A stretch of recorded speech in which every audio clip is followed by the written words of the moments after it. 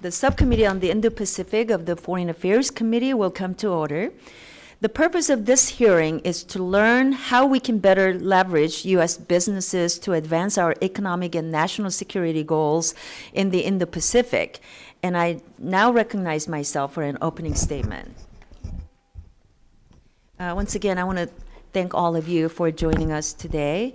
Welcome to the Indo-Pacific Subcommittee's hearing entitled Commerce as Statecraft, Better Leveraging U.S. Business to Advance Our Economic and National Security Goals in the Indo-Pacific.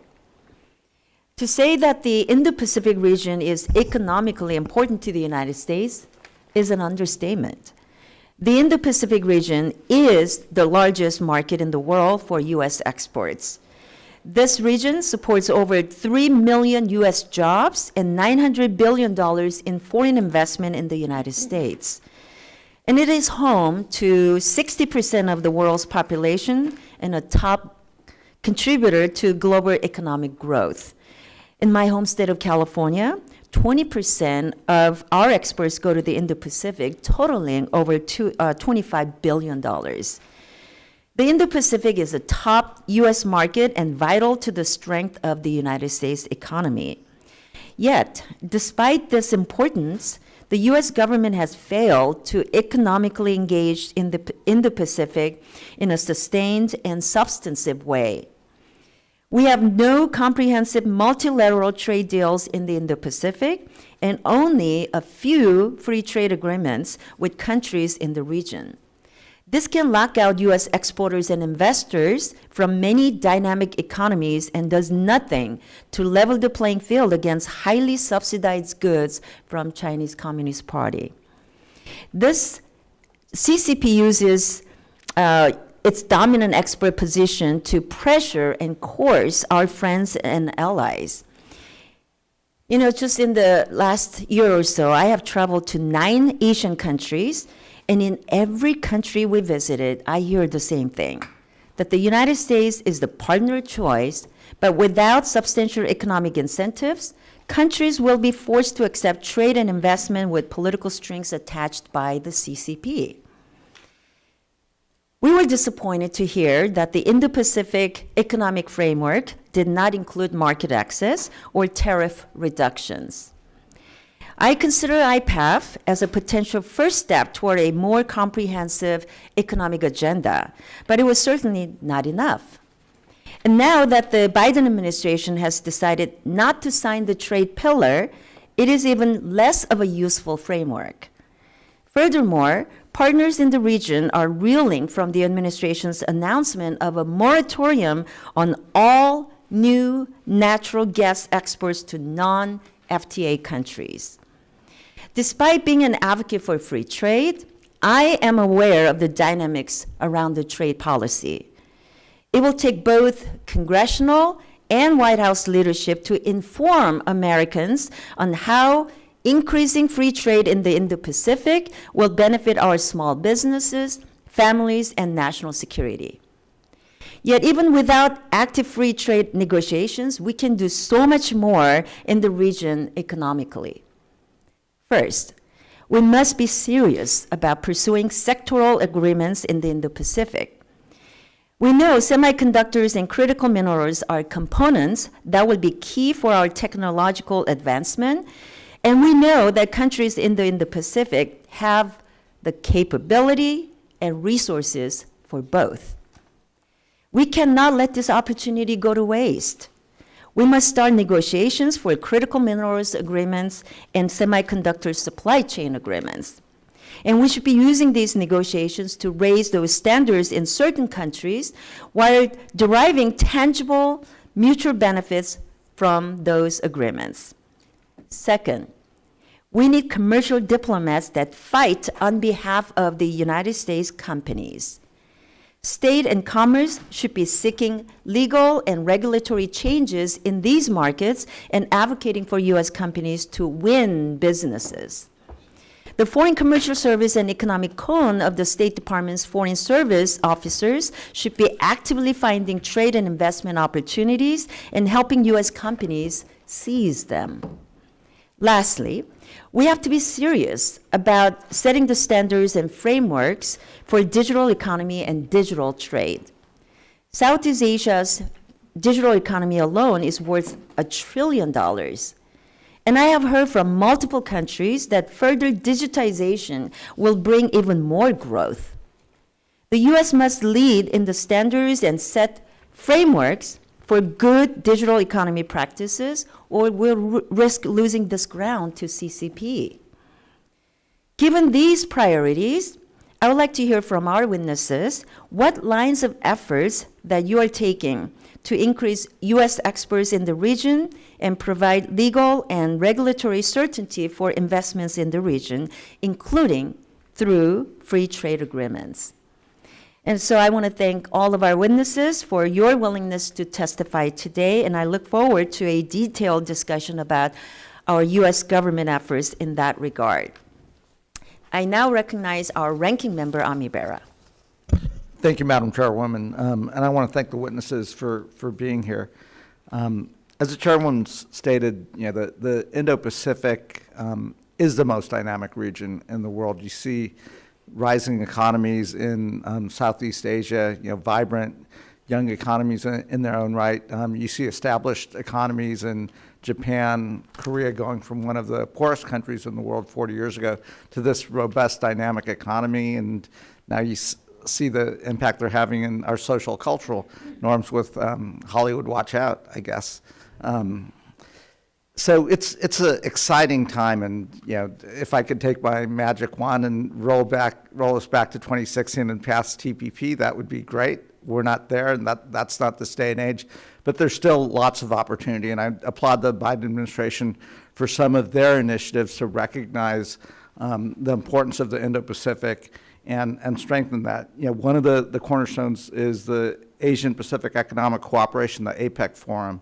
And at that initiative, at the leaders meeting, the administration adopted, many measures, including announcing over $50 billion of investments from U.S. companies into APEC economies to support clean energy transition, shore up reliable supply chains, bolster regional and cyber preparedness, and support small and medium-sized businesses. I think those types of initiatives are ones that are smart, that help U.S. companies, and are things that we should be doing.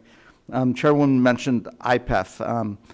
I know lots of the pillars are still being negotiated, but we had a chance to meet with Secretary Raimondo a few weeks ago, and in that conference, some of the pillars that she has are moving along fairly quickly, and in fact, some of those chapters have been signed. So it's what we have. Let's build off of that foundation and continue to do what we can. And I would second what the chairwoman said.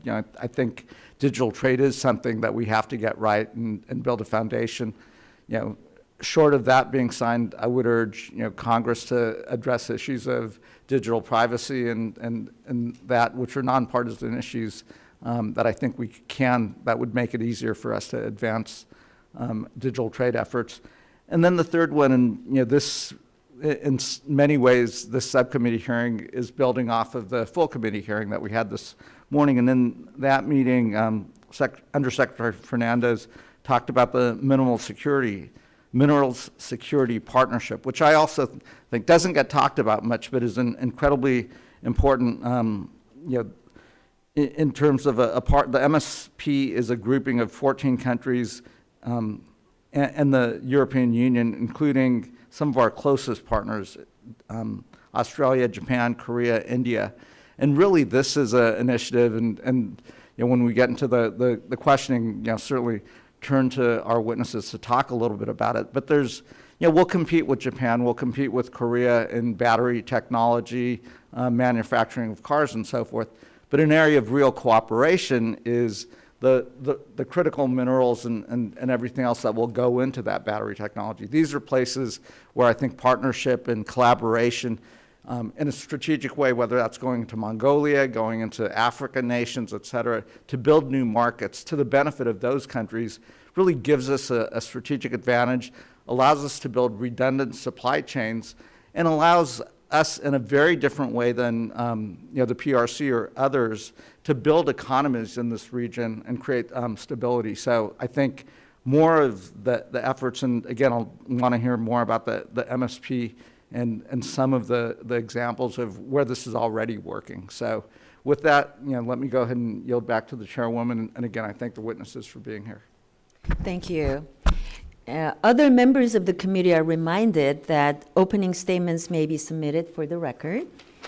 And we are today pleased to have a distinguished panel of witnesses on this very important topic. First, Mr. Kin Moy is the Principal Deputy Assistant Secretary in the Bureau of East Asian and Pacific Affairs at the United States State Department. Thank you for joining us. The Honorable Matt Murray is the Ambassador and the U.S. Senior Official for the Asia-Pacific Economic Cooperation at the U.S. State Department. Thank you for joining us.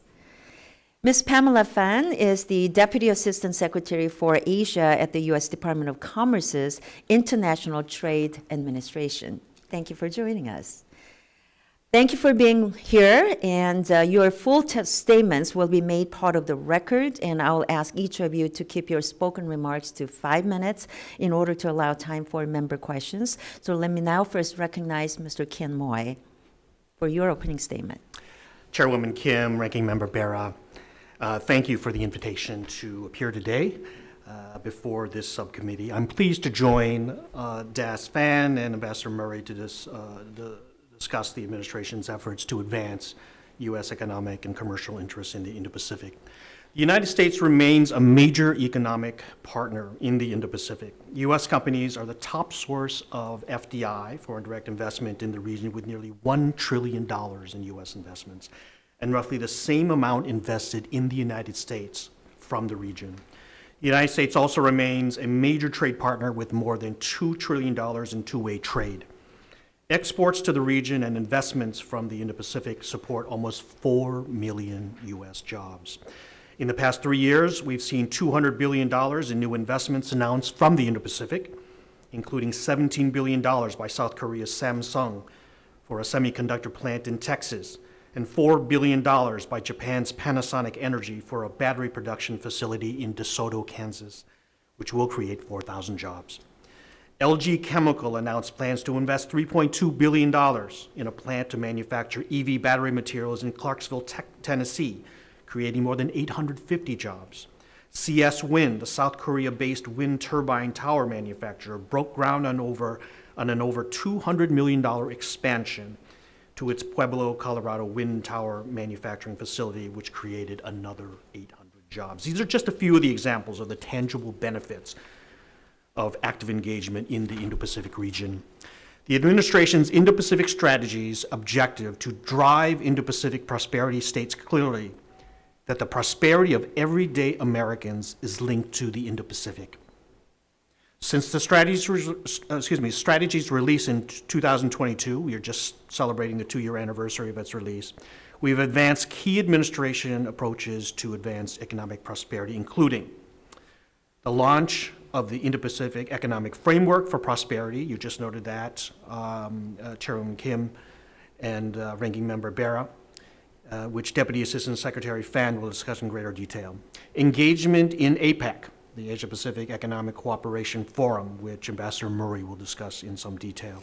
Efforts to advance high labor environmental standards, work with partners to advance resilient and secure supply chains, a commitment to close the region's infrastructure gap, and an emphasis on standing shoulder to shoulder with our like-minded allies and partners in the region to enhance economic and trade opportunities and counter coercion.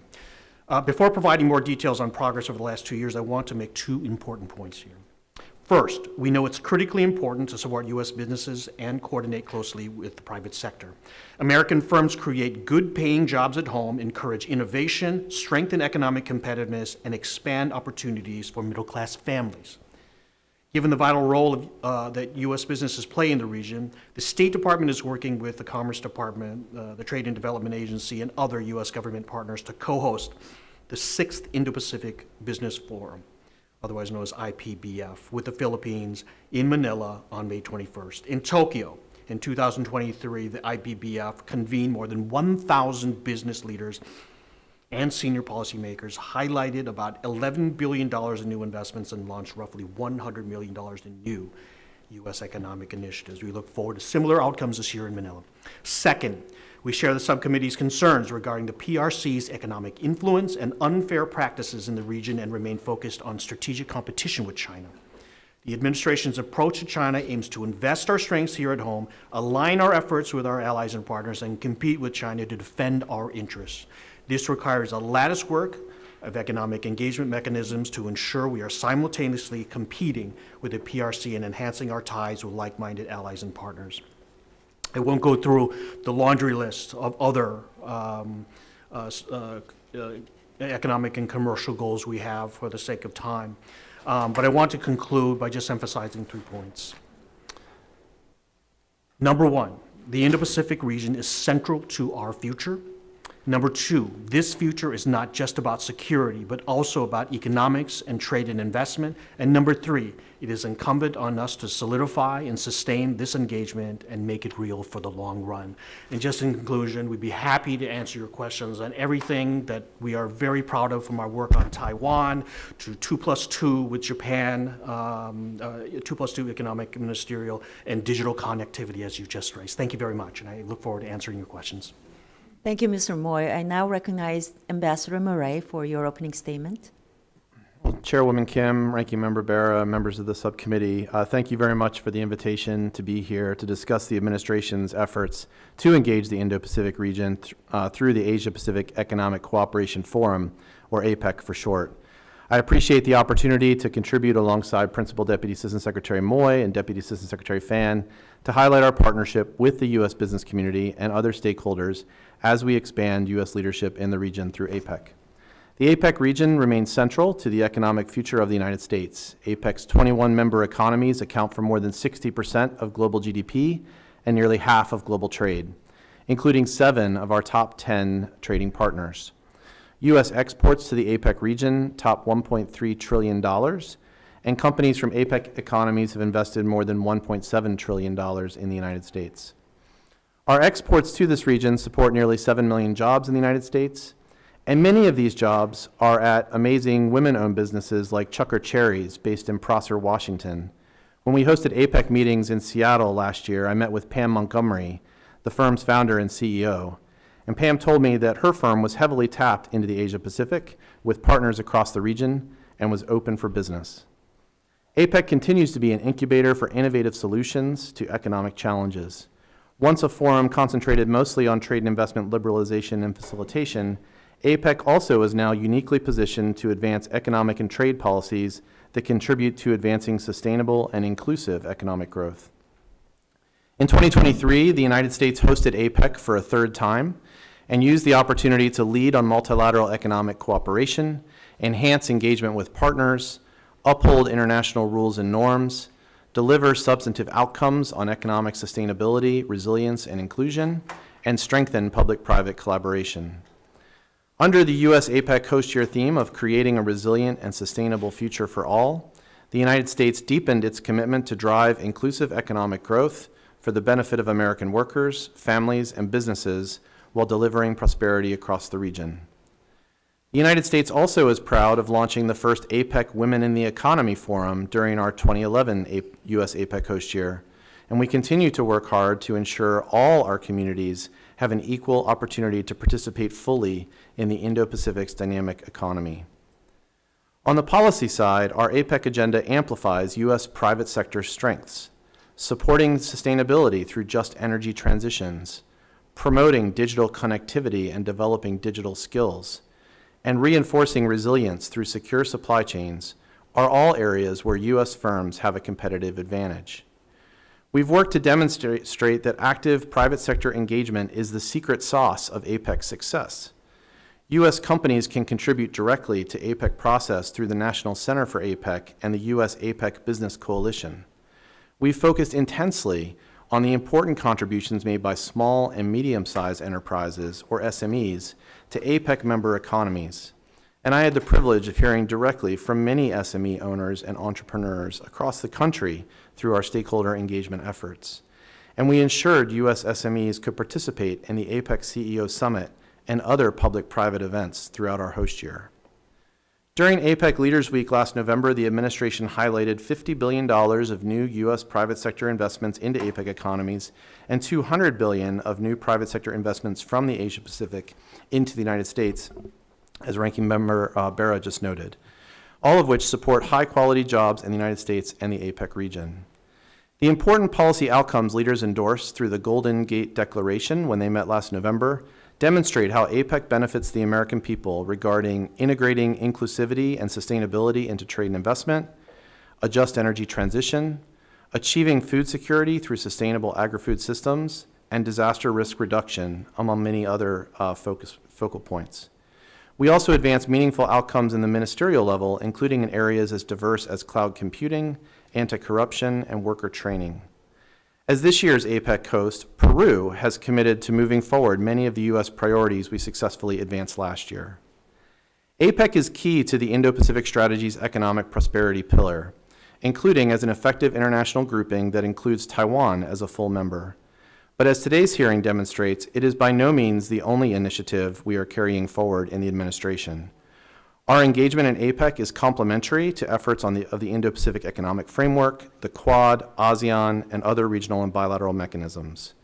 We remain committed to strong collaboration with our private sector partners to ensure that APEC continues to provide these opportunities. Thank you, and I look forward to your questions.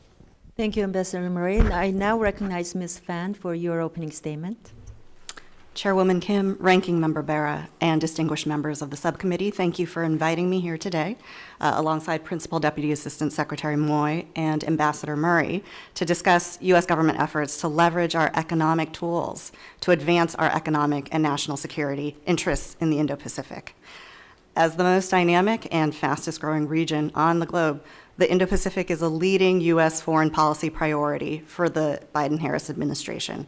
We are working to firmly anchor the United States in the Indo-Pacific and to strengthen the region, along with our closest allies and partners in the region. The Department of Commerce is proud to play a key role in the administration's Indo-Pacific strategy, which envisions an Indo-Pacific that is open, connected, prosperous, resilient, and secure. And to achieve these goals, Commerce's International Trade Administration, or ITA, is embracing an affirmative agenda that seeks to protect U.S. interests and values, champion U.S. workers and businesses in markets worldwide, attract foreign investment here to the United States, and bring high-paying jobs to communities across America, all while maintaining the United States as a global leader. ITA is uniquely positioned to be one of the U.S. government's most effective resources for helping U.S. companies compete and win in the Indo-Pacific and the global economy. Over the last 5 years alone, ITA has facilitated an estimated $183.5 billion in U.S. exports to countries in the Indo-Pacific, supporting nearly 812,000 American jobs. Our day-to-day commercial diplomacy efforts in the region, which are made possible by our Foreign Commercial Service on the ground, are bolstered by engagement from senior officials in the department. Just last week, I joined Secretary Raimondo as she led a group of American executives on a presidential trade and investment mission to the Philippines to strengthen our commercial ties and business-to-business relationships there. In Thailand, she led members of the President's Export Council to help identify opportunities for the United States and Thailand to grow our bilateral commercial relationship. We continue to invest in our long-standing relationships in the region, not only bilaterally, but also multilaterally through the frameworks that have been discussed, APEC and the Indo-Pacific Economic Framework for Prosperity, IPEF. As the cornerstone of the administration's Indo-Pacific strategy, IPEF is a platform for the United States to strengthen our economic engagement and our leadership in the region while advancing an economic agenda for long-term cooperation with a group of 13 like-minded partners. Commerce has led the negotiations on 3 of the 4 pillars under IPEF related to supply chains, the clean economy, and the fair economy, while the Office of the U.S. Trade Representative has led the negotiations on the trade pillar. Our IPEF partners have welcomed the U.S. engagement, and all 13 of our other partners have participated in the negotiations for the commerce-led pillars. The supply chain agreement was signed in November, and it entered into force in late February. We and our partners also announced the substantial conclusion of negotiations for the Clean Economy Agreement and the Fair Economy Agreement in November, and we anticipate signing these agreements in the coming months. These outcomes send a clear message that IPEF partners are committed to making our economies the best destinations for trade and investment in the region through upholding transparency, predictability, and the rule of law. Proud as we are of all this work, additional resources are very much welcome to continue growing commercial ties and deepening bilateral government engagement to meet the U.S. economic and national security needs of the future. Acknowledging the importance of ITA's role, the President's budget for fiscal year 2025 requests $645.5 million for ITA to increase U.S. export competitiveness and to counter unfair trade practices and economic coercion by malign actors at a time when we must show up and show up often if we are to help U.S. businesses compete in markets around the world, including in this region. The additional resources requested in the President's budget are imperative to ITA's ability to counter the PRC and to keep up with the demand from U.S. exporters for our services in the region. I look forward to working with this subcommittee to continue our delivery of the powerful tools for commercial diplomacy that we know can be the difference between success and failure for U.S. companies competing in markets in the Indo-Pacific region. Thank you for the opportunity to speak today. I'd be pleased to answer your questions. Thank you very much. Well, our partners have told us that they were, I'm going to start questioning, starting myself, sorry about that. Our partners have told us that they were surprised when the United States pulled out of the trade pillar of the IPAF. That was at the very last minute at the APAC. Partners have informed us, actually, they did not know until they arrived to attend APAC that the United States has decided to pull out. So, Ms. Fan and Mr. Moy, can you discuss why the United States decided not to sign the trade pillar of IPAF after informing our partners that we were ready to sign? And why this decision was not communicated to our allies and partners prior to the conference? Mr. Moy, you want to go first, or Ms. Fan? Thank you, Chairwoman, for the question. And I understand the concern there. These negotiations have been a challenge. They are ongoing for the trade pillar, in fact. There is an intent from the U.S. Trade Representative, USTR, to continue conversations on these very complex issues throughout 2024. What I can say is that significant progress was made. We put a lot of effort in November on the margins of APEC into moving forward the other three pillars as much as we could. And in record time, in 18 months, we were able to not only sign the supply chain agreement, but also announce the substantial conclusion. Partners did express pleasure. They were there for the ministerial with us. The atmosphere was very upbeat. And those are the pillars that address some of the most sensitive, critical challenges of our time, including supply chain resilience and the clean energy transition. Mr. Moy, as you respond to the same question, can you, you're both talking about that the administration is intending on restarting the negotiation of that trade pillar. Can you talk about if, when that happens, you're going to consult business stakeholders that express concern, especially concerning the digital protections? Well, thank you, Madam Chair, for that question. And yes, we will be consulting with American firms on this very important pillar. I would have to defer to USTR colleagues on the latest details of the trade pillar, but we are confident that in the long run we'll be able to succeed in this. We're really proud that this is a high standard and inclusive, free, and set of free and fair trade commitments that will help workers in the long run, consumers, and also businesses. So I think for the latest, obviously USTR colleagues can provide more on that, but we are confident that we will not only continue to move toward a resolution, but we are also going to be, as you suggest, consulting Can relevant Americans. Can both of you talk about what tangible incentives does IPAP provide to our partners, particularly those in Southeast Asian countries that do not have bilateral trade relationships with? Thank you, Chairwoman. I'm happy to get us started on that question. The three pillars that we were responsible for tackled supply chain resilience, the clean economy, and the fair economy. On the supply chain agreement, the partners have recognized that the pandemic and other disruptions from the past couple years have created choke points. That agreement now establishes three bodies that allow us to come together with the partners to address things that we were not able to 4 years ago.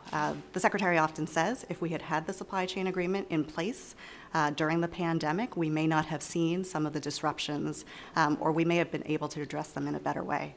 On the clean economy front, in fact, there is quite a bit in there that is designed to allow us to work together with our partners in the region, including in Southeast Asia, to help them towards the clean energy transition. And in fact, it has been announced that in June we will have a clean energy investor forum in Singapore in June. Our intent there is to encourage not only those partners to come to the table with projects and updates on the types of reforms that they may have in place. I have an important question I wanted to ask, so I know I'm running out of time. So let me ask that right now to Ambassador Murray. In November, the United States chaired the APAC, as you know.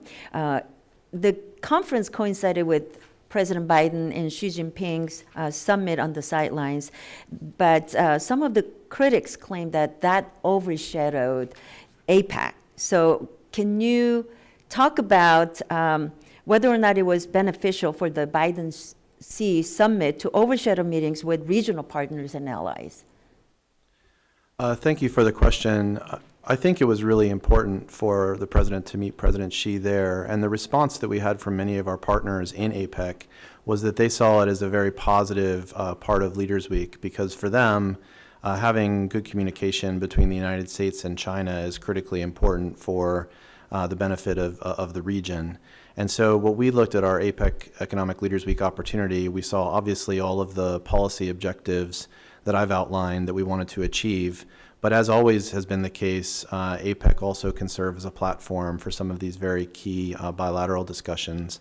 And it was not just with President Xi, but also with the President of Mexico. The President of Indonesia visited Washington just before San Francisco. And so that was a very positive development as well, in addition to being a platform to help launch IPEF. So I think our partners responded very favorably to that. Thank you. I know my time has gone over, so let me now recognize Ranking Member Bera for your questions. Thank you, Madam Chairwoman. And again, thank the witnesses for being here. It's good to see all of you again. As I mentioned in my opening statements, I think one of the key strategies and something that I did talk to Secretary Raimondo about is kind of in that supply chain resiliency, clean energy space, the MSP, the Mineral Security Partnership. And I think it does, given that partnership of 14 countries, in areas that, build resiliency, and maybe Secretary Fan, you could talk to this or whoever's most appropriate. I think we've got some real tangible examples of where we've been able to work with countries like Japan, countries like Korea. There are projects in Asia, but it also allows us to go into Africa and other places, Mongolia, if whoever is most appropriate to talk about it. I don't think we hear about it enough here in Congress. Is that? Yeah. Well, just to start, I think the administration has been laser focused on supply chain challenges for the entirety since February of 2021, when the president launched the America's Supply Chain Executive Order. And that executive order identified 4 key sectors, one of which was critical minerals. So I think ever since that time, the administration's been focused on different mechanisms to be able to collaborate with our partners and our allies on key supply chains like the critical minerals supply chain, which is so important for our innovation and everything that we're doing. and obviously is also very related to our economic security because of the challenges posed by the People's Republic of China, their market share in that area. And so, Undersecretary Fernandez and others throughout the interagency have really been innovative, I think, in the way that they've approached other countries to come up with this partnership in which there's key information sharing, there's identifying gaps and other challenges that each of the partners have. And so that will be work that will continue. But I think the other important thing is that all of these supply chain conversations are now being embedded across so many different mechanisms, including, for example, the Indo-Pacific Economic Framework, because it is such a key area, key issue for all of our partners. I would just add that ITA launched recently some strategic efforts in support of climate solutions. That was 2 years ago. Since then, we've recorded support for U.S. company involvement in more than $5.4 billion in climate solution projects abroad, and we've helped to attract $38.6 billion in climate-related FDI into the United States. 2 years ago, I actually led a clean energy trade mission to Vietnam and Indonesia. That was an opportunity to engage bilaterally with the relevant ministries to talk about their enabling environments, but also to bring our companies across a range of subsectors in the clean energy space to present their products and services. We have gotten some wins out of that trade mission. We continue to do trade missions of that nature. And just referring back to the trip that we took to the Philippines last week, there were a number of companies, including in the solar, nuclear, geothermal space, that were with us to pursue opportunities as well. Secretary. Yeah, thanks very much. I'll try to be brief here, even though I do have quite a few things to say. So just want to refer to the Inflation Reduction Act. So the IRA is the most significant climate legislation to date and the single largest investment in clean energy in U.S. history. It's expected to increase global clean energy investment by $36 billion per year for the next 10 years. And it puts the United States on track to achieve the president's really bold goals of reaching net zero emissions by 2050. So again, I'll try to be brief here. I know I have limited time, but the IRA will provide investment tax credits to build clean technology facilities that manufacture wind turbine solar panels and batteries in America, attracting foreign investment and export new technologies. It will reduce greenhouse gas emissions from every sector of the economy by 1 gigaton annually by 2030, or just over 3% of current global annual emissions. And it will deliver more than 10 times the climate impact, or more than 10 times than any other piece of legislation in history. So I know that there are other countries we've spoken to about IRA. There were a lot of questions about this, but our diplomacy, our economic diplomacy, has put this in the forefront. We want to communicate with countries like South Korea, like Japan, about what this is and what it isn't. And I think that in the end, many countries see this as a benefit after we have fully explained what the IRA means. Great. Good policy and good economic policy. Thank you. Let me now recognize Representative Barr for his questioning. Well, that last comment just provokes a response, because as I've traveled to the Indo-Pacific region, Mr. Moy, the pushback on IRA has been fierce. South Korea, the ASEAN countries, they see the IRA as discriminatory against them. So I don't know how that actually facilitates or propels our diplomacy forward. But I really want to focus more on the trade agreements. I want to get to IPEF in a minute, but let me first, Mr. Moy, ask you about the Taiwan trade efforts. In August of 2023, the U.S.-Taiwan Initiative on 21st Century Trade First Agreement Implementation Act was signed into law. As co-chair of the Congressional Taiwan Caucus, I see this as a good first step to beginning formal trade negotiations with Taiwan. However, we must ensure that we, in fact, take that next step. What is the status on implementation of the first sets of agreements, the U.S.-Taiwan 21st Century Trade Initiative?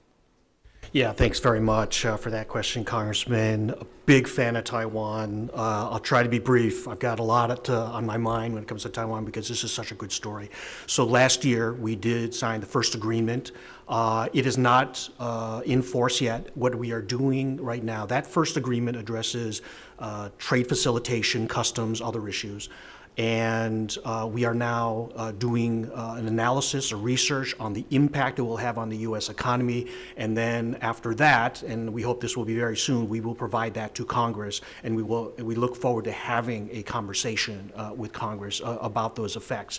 We are also planning on further discussions on the U.S.-Taiwan 21st Century Trade Initiative. We want to talk about areas like labor, agriculture, other impacts that will help both our economies. If I could reclaim and Taiwan. just Yep. cut to the chase here, what is preventing the administration and USTR from beginning formal free trade negotiations in Taiwan? What makes this so difficult?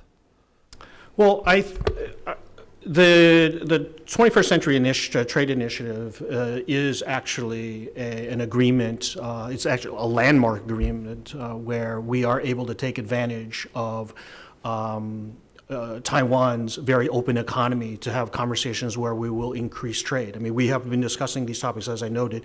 Trade facilitation is part of that discussion. It was part of the first agreement, as well as customs and other aspects of the economy. That's just a start. We have already begun those discussions, and we are in the middle. We've already signed the first agreement, and we will be providing our analysis soon to Congress. Yep. Well, I think you would have strong support in Congress for a free trade agreement with Taiwan. We have privately and in public with letters urged the administration to pursue trade promotion authority with Taiwan. Given that Taiwan is not a part of IPEF or any other regional economic trade agreement, ensuring that we reduce our barriers to trade with Taiwan will lead other countries to do the same. I will reiterate the question, what are the barriers to getting an FTA done with Taiwan? What are the impediments? What are the challenges? Well, And this is for any of our panelists. Sure, I can turn to Ambassador Murray in a second for his thoughts on it, but I think for for clarification's sake, Taiwan or Chinese Taipei is a part of APEC and has been an active member. I mean IPEF, though. In fact, that when I was in Taipei, they were actually quite upset that they were excluded by the Biden administration in IPEF. Right. I think at this point, again, I'll turn to Des Van in a moment and Ambassador Murray for thoughts on that. But at this juncture in the IPEF, I think the 14 members are actually focused on the current pillars. I don't think, you probably heard from the Undersecretary earlier today an answer to that question about IPEF and expansion and all that, but at this juncture, I think we are really focused on the current priorities. Ms. Fan, can you tell me what you believe are the key impediments to a free trade agreement with Taiwan?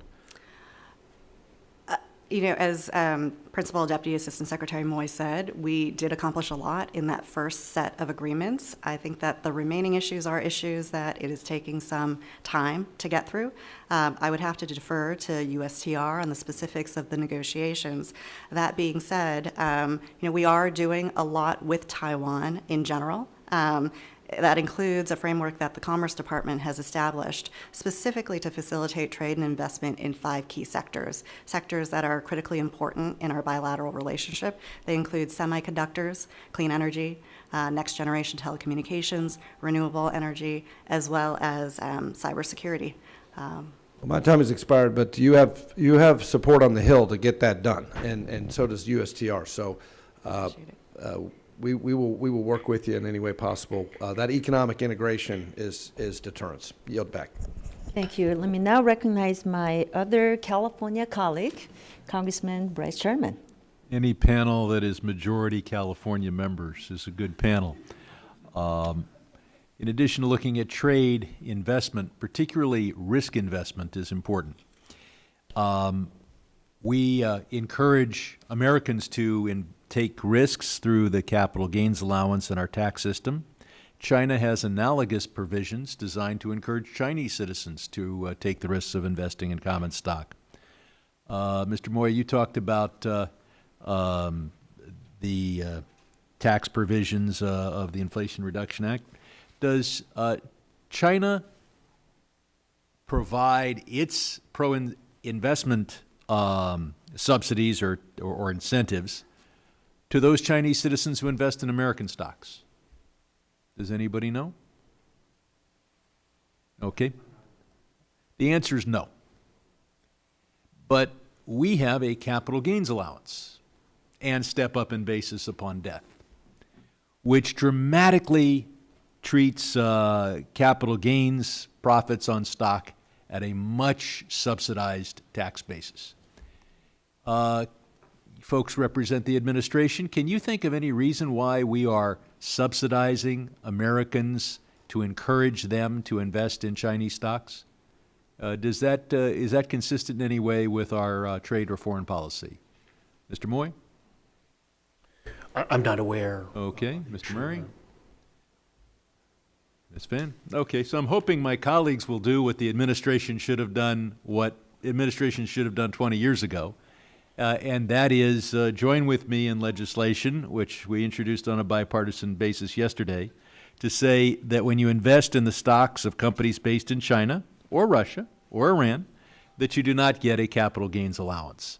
Can I count on our panel to go back and get a State Department determination of where you stand on such legislation? We'll certainly take that issue back, Mr. Congressman. Okay. Another issue of fairness on the economic side is being brought up by TikTok. Mr.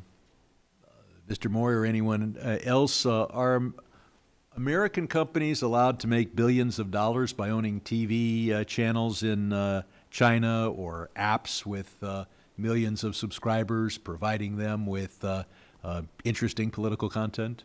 Is that allowed? I believe it is not allowed.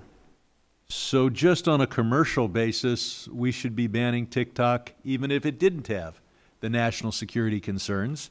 Otherwise, we end up in this asymmetrical situation where we give access to an important part of our market and they don't have access to theirs.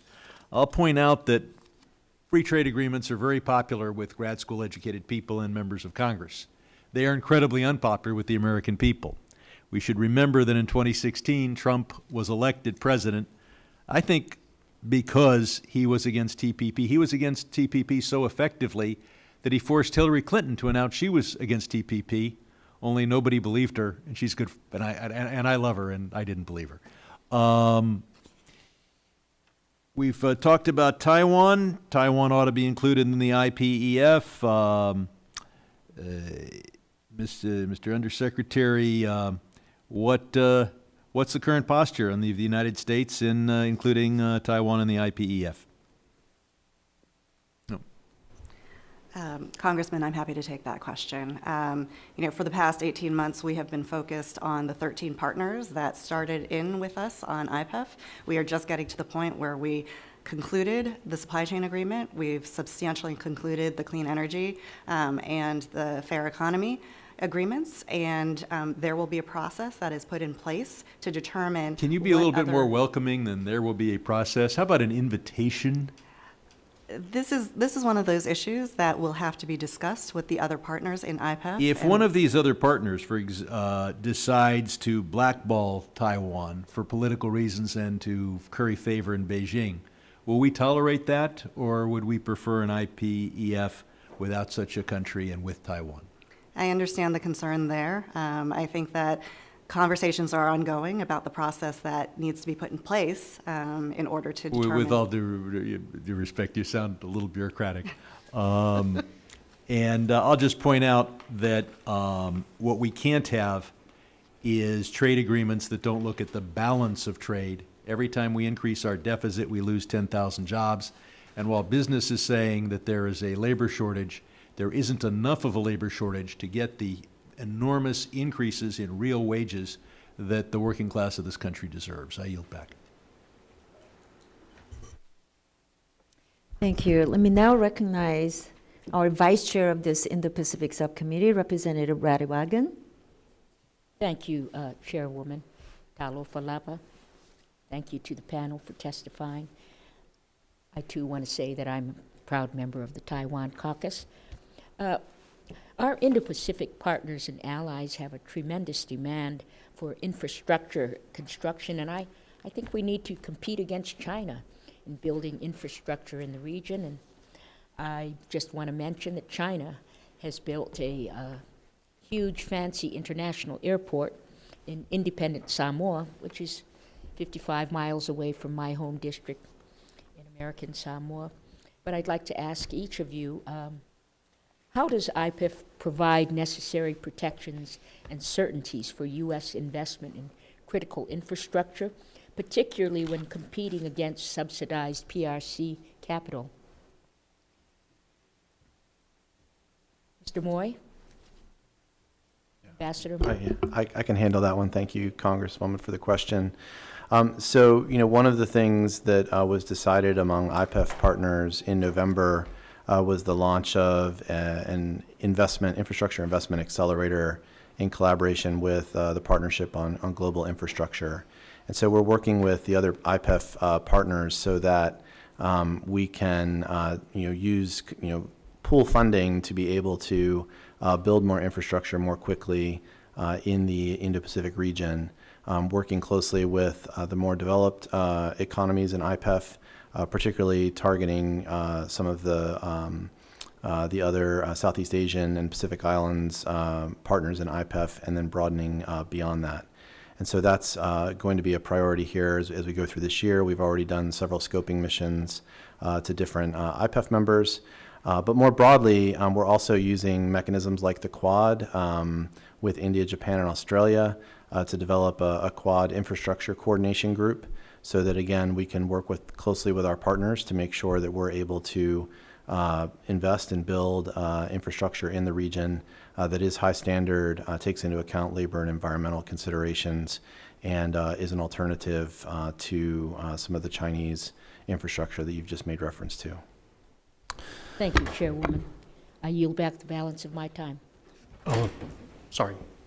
Did you want to respond? Just very quickly, Madam Vice Chair, thank you very much for that question. I think on the issue, this is a non-IPEF issue, but the issue of digital infrastructure, I think that we have actually quite a few things to be proud of, including uniting with Australia on a program to help with the digital connectivity.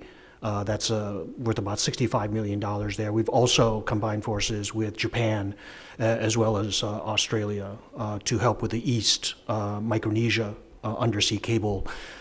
This is something where we know that 99% of internet traffic passes through these international undersea cables, and we are happy to see the connection between Micronesia, Kiribati, Nauru in this program.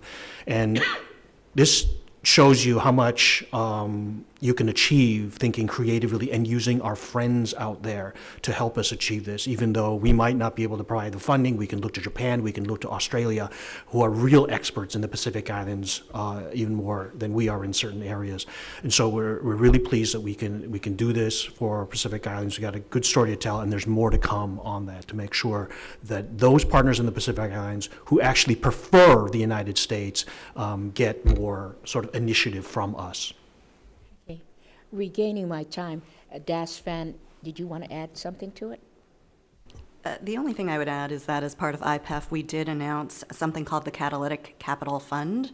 That is an effort where we are working together as 4 developed countries with Australia, Japan, and South Korea to commit to a total of US $33 million, specifically for the funding of late-stage project preparation. It is in some of these developing nations where projects are not necessarily seen as bankable, or that there are concerns about risk. And so this type of fund devoted to the late-stage project prep can certainly help catalyze investment into those nations where investors otherwise might be concerned.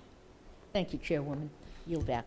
Thank you. Since we have some time before the votes, we will now entertain second round of questioning, and I will start. I want to go back to APAC conference that we hosted last November.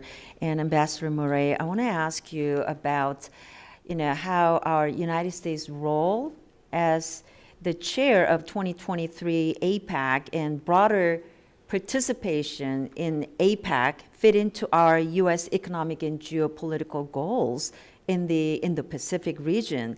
And in your assessment, what were the most meaningful outcomes of that 2023 Leaders Summit?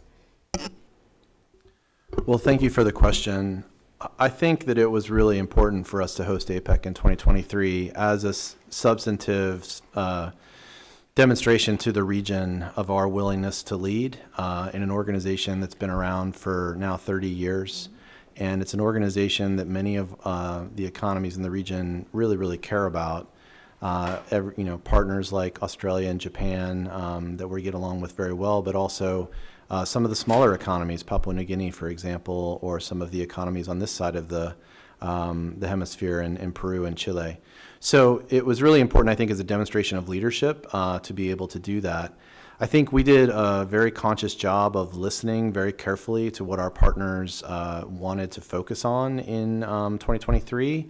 And where they were really focused was on issues around sustainability and addressing the climate crisis, on issues of resiliency and addressing challenges with supply chains, and then also on issues of economic inclusion and wanting to make sure that all communities have an opportunity to participate in the region's economy. And so we were very careful to craft a agenda around those issues, and we were hosted meetings in 5 different cities around the United States, trying to showcase the diversity of the United States. We were not only in San Francisco, but also in Seattle, in Detroit, in Palm Springs, and in Honolulu.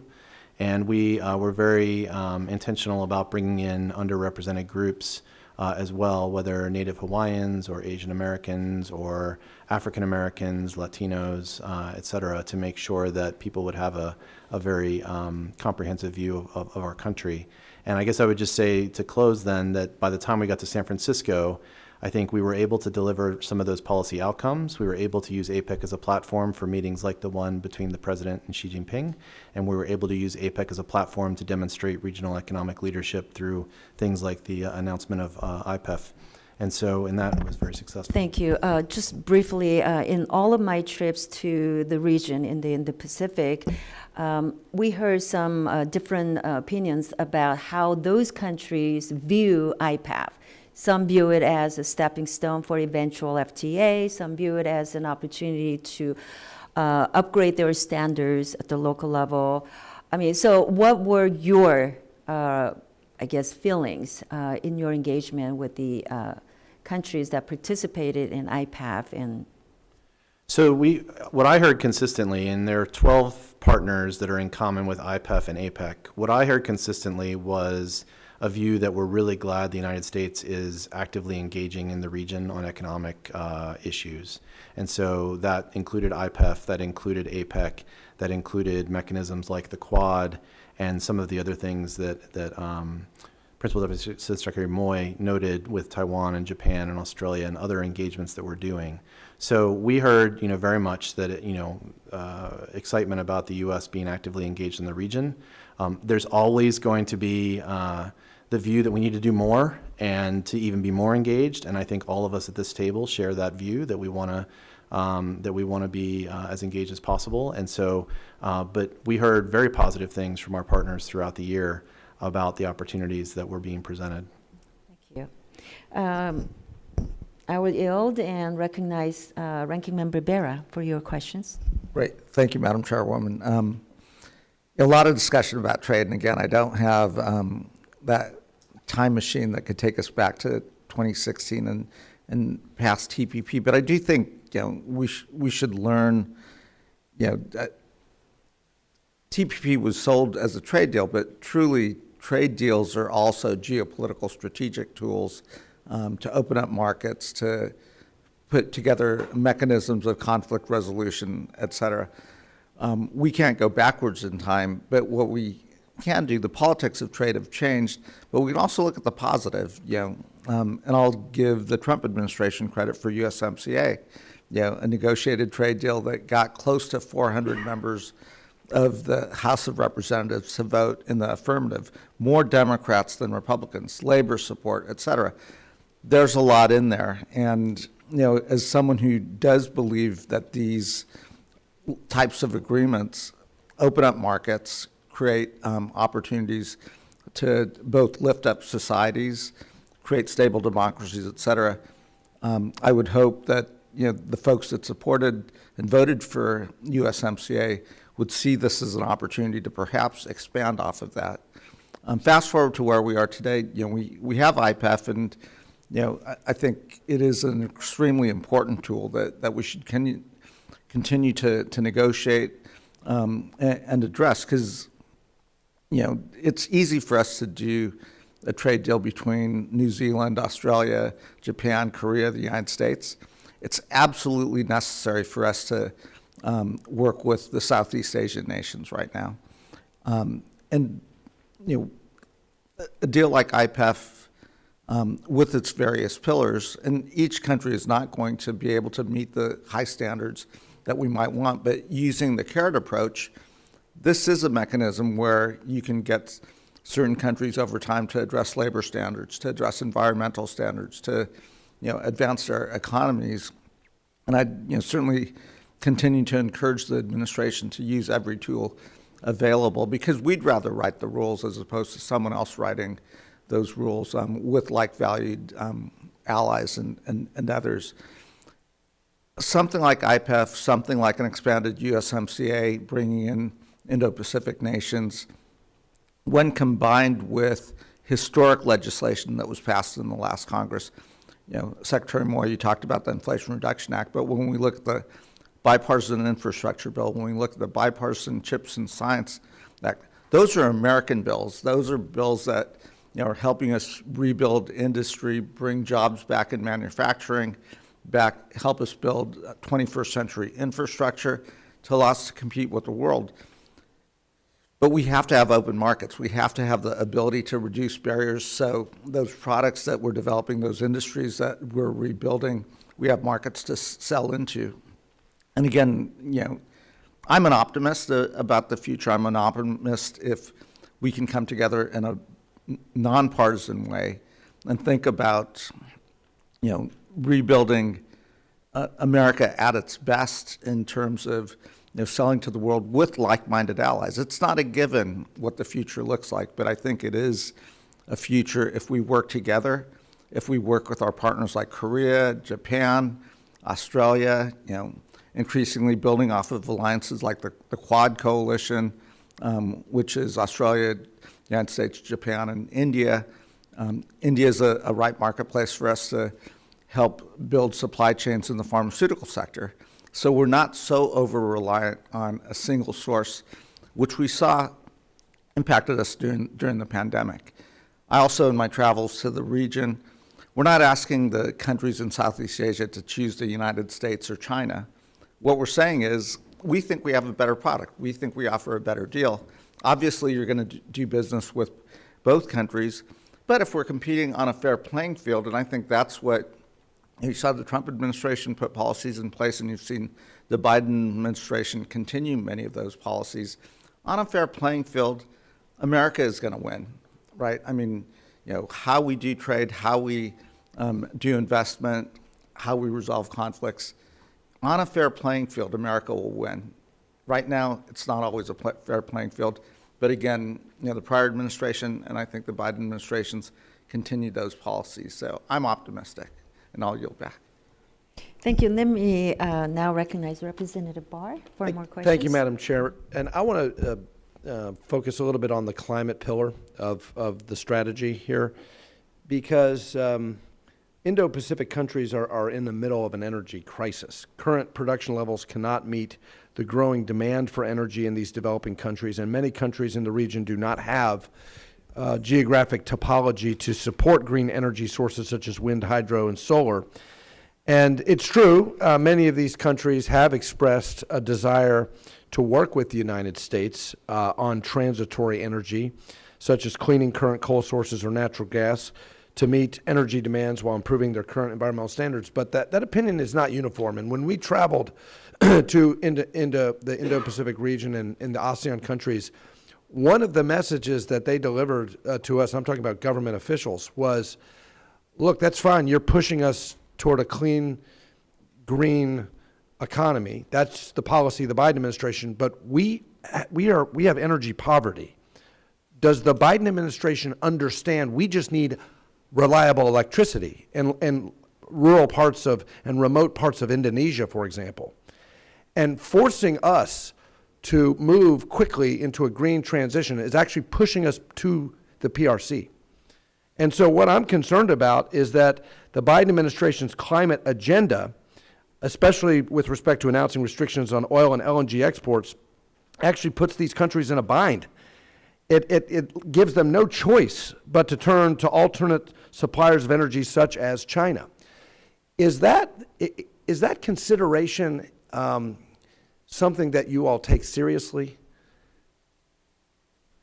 Yeah, thank you for that question, Congressman. It is a question, an issue that we take very seriously. I think that we, in the administration, have a number of goals. Undersecretary Fernandez probably went through this earlier today, but if we refer to LNG, for example, the temporary pause, or the pause that was announced in January by the administration, was meant to allow the Department of Energy to renew or to review new potential contracts. Doesn't mean that the ones that we have that are already approved will stop.